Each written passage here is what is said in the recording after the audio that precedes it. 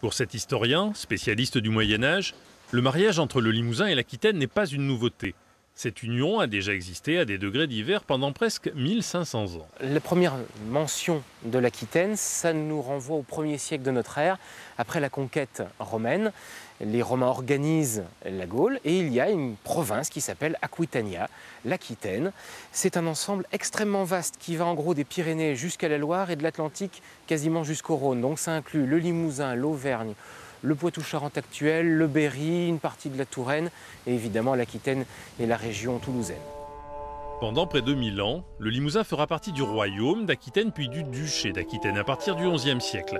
C'est à cette époque que les émaux, les poètes et les saints limousins sont réputés à travers toute l'Europe. Et de nombreux pèlerins traversent la région en empruntant les routes de Saint-Jacques-de-Compostelle. Limoges, Poitiers et Bordeaux sont à peu près à égalité en termes de rayonnement économique, commercial, culturel.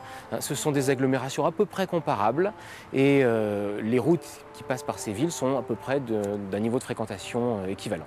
Entre le XIe et le XIIIe siècle, toute une série de phénomènes culturels, économiques apparaissent.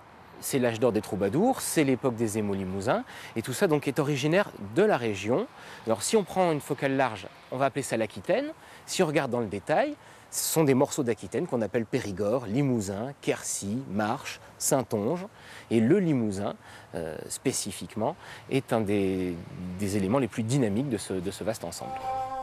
En se mariant au roi d'Angleterre, Aliénor d'Aquitaine fera passer le Limousin sous domination anglaise. En théorie seulement. Son fils, Richard Cœur de Lion, passera plus de temps aux croisades en Aquitaine et en Limousin qu'en Angleterre. Richard Cœur de Lion parlait mal anglais, s'exprimait en occitan et fut sacré duc d'Aquitaine à Limoges vers 1160. Les documents nous disent qu'il est sacré couronné duc d'Aquitaine à Limoges. On ne sait pas exactement selon quel cérémonial, on ne sait pas exactement avec quelle pompe tout autour, mais c'est fort possible que ce soit dans cette cathédrale, dans son état roman, ou aussi potentiellement à Saint-Martial. Richard Cœur de Lion, roi d'Angleterre et duc d'Aquitaine, mourut à Chalut, en Limousin. Au XVe siècle, après la guerre de 100 ans, le royaume de France entama sa réunification. Autour du diocèse de Limoges, le Limousin devint une province de France, administrée par un intendant.